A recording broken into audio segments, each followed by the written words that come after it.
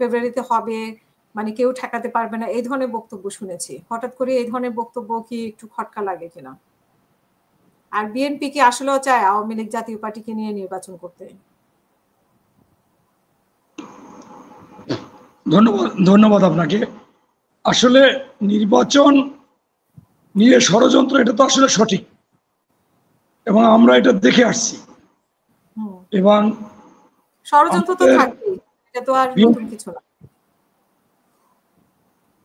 হ্যাঁ, কিন্তু এখন আমি মনে করি বাংলাদেশের জন্য নির্বাচন খুব দ্রুত দরকার, পারলে এই ডিসেম্বরে দেওয়া দরকার।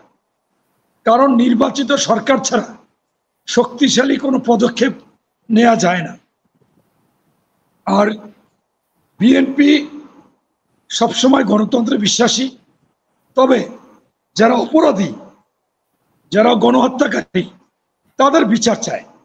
এবং আপনি বুকে হাত দিয়ে বিবেককে খাটিয়ে আপনিও বিশ্বাস করবেন যে বাংলাদেশে সবচেয়ে ভুক্তভোগী আওয়ামী লীগ থেকে দল হচ্ছে এই বিএনপি।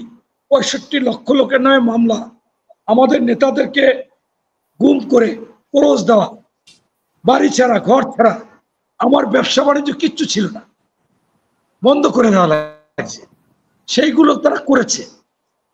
আমরা মনে করেন অবশ্যই তাদের বিচার চাই, কিন্তু আজকে নির্বাচনকে বিলম্বিত করার জন্য বিভিন্ন জনে যে বিভিন্ন কথা বলতেছে, এটা আমরা আসলে কোনোভাবে মেনে নিতে পারি না। আপনার আমাদের যে বিষয়গুলো মাহমুদ ভাই বলেছেন যে আমরা ফুরফুরা মেজাজে আছি, আমাদের এককভাবে আমরা আছি, আমরাই তো বড় দল, আমরা আসলে এটা তো কখনো চাই না।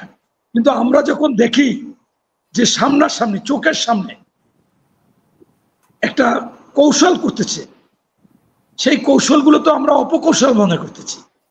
আমরা যখন দেখি যে গোপনীয়ভাবে আওয়ামী লীগের সাথে আঘাত করতেছে, গোপনীয়ভাবে ভারতের সাথে আঘাত করতেছে, গোপনীয়ভাবে এই আপনার যুক্তরাষ্ট্রের সাথে আঘাত করতেছে, আপনার বিদেশিদেরকে দেখানোর জন্য, জামাত বিদেশিদের দেখানোর জন্য ইউরোপীয় ইউনিয়নের সাথে তারা যখন দ্বিপাক্ষিক আলোচনা করে, তাদের মনোগ্রাম থেকে আল্লাহ বাদ দিয়ে দেয়। কারণ কি, কিসের জন্য? এরা তো যা ইচ্ছে তাই করতে পারে। সেই জন্য যখন প্রতিবাদের ভাষা থাকে না, তখন কি বলবো, তাইলে ওপেনই আওয়ামী লীগ আসুক, এই ধরনের কথা আমি বলেছি। বিএনপির অন্যরা বলে নাই, নীতি নির্ধারণে বলে নাই। এখন আপনি দেখেন, যদি একটা পরিচ্ছন্ন, জবাবদিহি, গ্রহণযোগ্য নির্বাচন না হয়, আমার তো মনে হয় না কোনো দল বেশি দিন থাকতে পারবে, অস্থির হবে। আপনি তাইলে তো দল বাদ দেওয়া দরকার 27টা দল 2024 সালে চায় না। সেখানে আপনি কি করবেন? অনেক মানুষ তো নির্বাচন চায় না, ডক্টর ইউনূসকে চায়।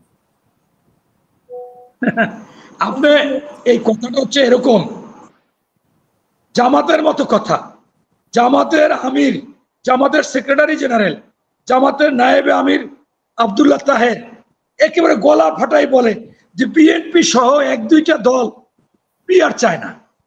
অথচ বাংলাদেশে প্রজ্ঞাপন জারি করেছে এই মাসের 16 তারিখ, গত মাসের 16 তারিখ, যে বাংলাদেশে 50টি দল এখন বৈধভাবে নিবন্ধিত, যাদের মার্কা আছে, নিবন্ধন আছে। তার মধ্যে জামাতের সাথে 60টি দল এই পিআর চায় না। তার মধ্যে একটা দল 2024 সালে নির্বাচন করেছিল, ইসলামী খেলাফত আন্দোলন। এখন এই 60টা দলের মধ্যে 0 ভোট সবাই। 96 সাল তো সবাই নির্বাচন করছে, আর জামাত শুধুমাত্র 8% ভোট পেয়েছিল, 3টা আসন পেয়েছিল, বিএনপি পেয়েছিল 116টা। এখন যদি আপনি নিচে পইরা ওঠার মতো শক্তি নাই, আর যদি বলেন যে দেখাই দেবো, এখন দেখাই দিছি, হ্যাঁ, উপরে রাইখা, এখন এইটা হচ্ছে মিথ্যাচার।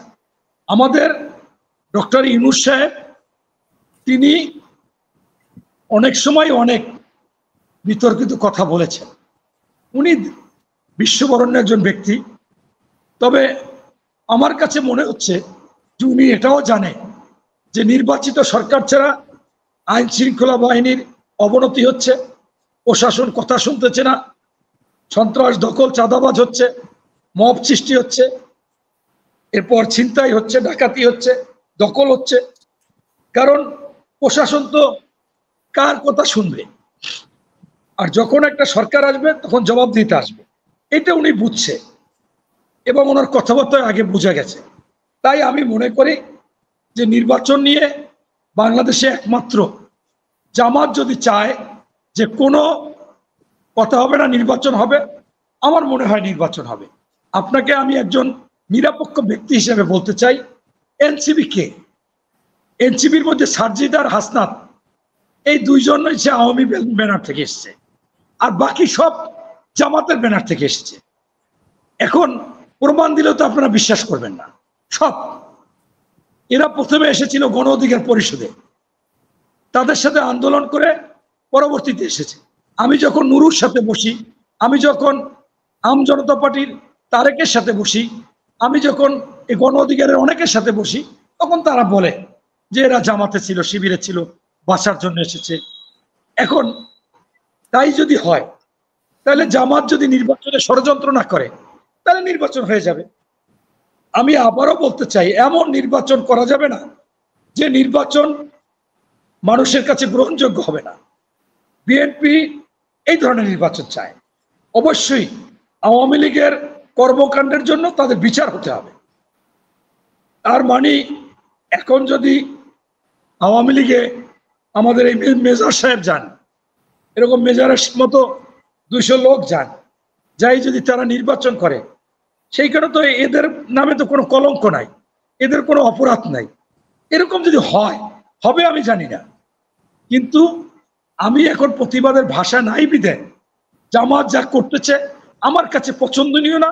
আমি আপনাদেরকে প্রমাণ দিয়ে দেখাই দিতে পারি, এতগুলো প্রমাণ আপনার টক শোতে দেখানো সম্ভব।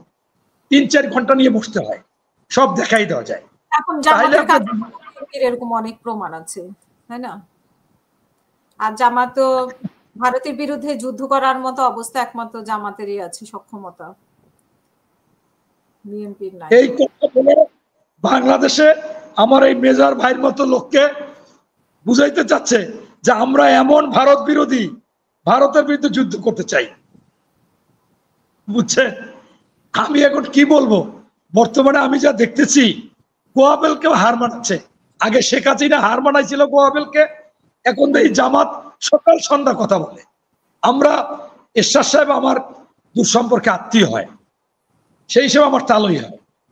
আপনার হচ্ছে কি, তারে অনেকে বলতো সকাল বিকাল, আর এরা তো এই সেকেন্ডে সেকেন্ডে কথার বোল্ট পাল্টাই ফেলায়, সেকেন্ডে সেকেন্ডে বোল্ট পাঠাচ্ছে। তাই আমার কাছে মনে হচ্ছে যে তারা নির্বাচনটাকে বিতর্কিত করতে চাচ্ছে, নির্বাচন হতে ষড়যন্ত্র করতেছে।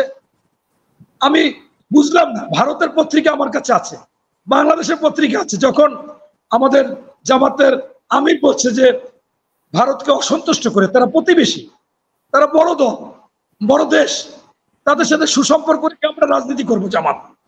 সাথে সাথে অমিত শাহ তিনি আবার ওই দেশে বিবৃতি দিল, সেই বিবৃতি 2 দেশের পেপারে আসলো। এইটা যদি এখন বলে যে ওনারা চায় না মানে ভারতের সাথে, আমরা বিএনপি ভারতের কি বলবো বলেন?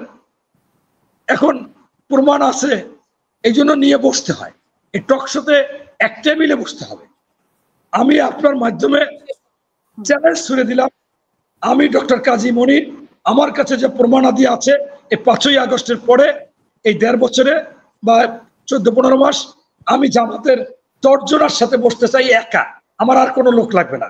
আমি প্রমাণ সহ হাতে হাতে বুঝিয়ে দেব যে এই বাংলাদেশে আপনারা নির্বাচন বিলম্বিত করেছেন, আপনারা ক্ষমতায় আসার জন্য হিন্দুদের কমিটি করেন, এই আওয়ামী লীগ নেন, আপনারা মাঝে মাইকিং করেন, আবার ক্ষমা চান, আপনারা আল্লাহর সাথে শিরক করতেছেন, আপনারা মনে করেন ওই আমেরিকাকে খুশি করতে চাচ্ছেন, ভারতকে খুশি করতে চাচ্ছেন, যে কোনো সময় যা বলার লাগে সেইটা আপনারা বলতেছেন, আওয়ামী লীগকে ক্ষমা করতেছেন, স্বৈরাচার ফ্যাসিস্ট বলে কষ্ট করছেন, এরকম আপনারা অহরহ বলে যাচ্ছেন।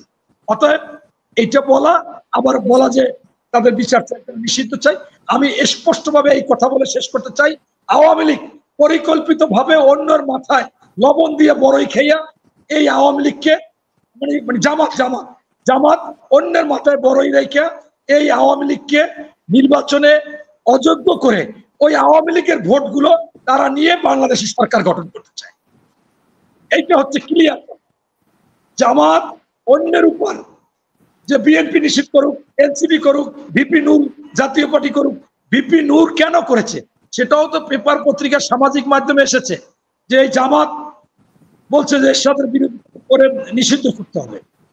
অনেকেই তো বলছে অনেক কিছু, এখন করছে কি করে না আমি জানি না। আমি এইটুকু বুঝছি যে জামাত অন্যদের মাধ্যমে আওয়ামী লীগকে নিষিদ্ধ করে, জাতীয় পার্টিকে নিষিদ্ধ করে তারা ক্ষমতায় যেতে চায় এবং ওই ভোটগুলো নিতে চায়। এটা আমার কাছে স্পষ্ট। অনেক অনেক ধন্যবাদ।